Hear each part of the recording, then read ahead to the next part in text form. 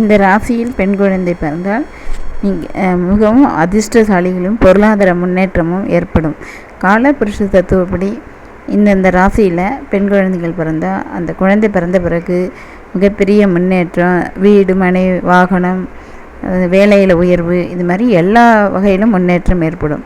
அதுக்கு காரணம் காலபுருஷ தத்துவப்படி மேஷ ராசிக்கு 2வது இடம், அதாவது ரிஷபராசியில் பெண் குழந்தை பிறந்தால் அவருக்கு பொருளாதார முன்னேற்றம் ஏற்படும்.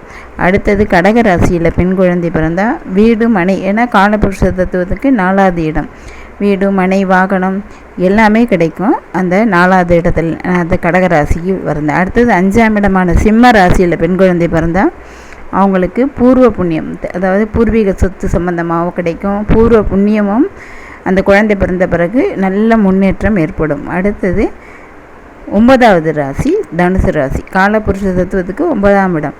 தனுசு ராசியில் ஒரு பெண் குழந்தை பிறந்தால் அது என்ன நட்சத்திரம் வேணாலும் இருக்கலாம். அது பிறந்த பிறகு அவங்க பெற்றோர்களுக்கு பாக்கியங்கிறது எல்லாமே பாக்கியம்தான். வீடு மனை வாகனம் திருமணம் கல்வி வேலைவாய்ப்பு எல்லாம் சேர்ந்தது தான் பாக்கியம்.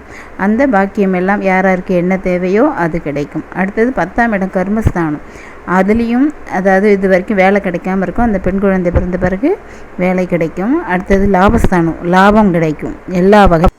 கும்பராசியில் ஒரு பெண் குழந்தை பிறந்தால் கர்மஸ்தானம், அதாவது வேலையை குறிக்கிறது. அந்த குழந்தை பிறந்த பிறகு நல்ல வேலை கிடைக்கும்.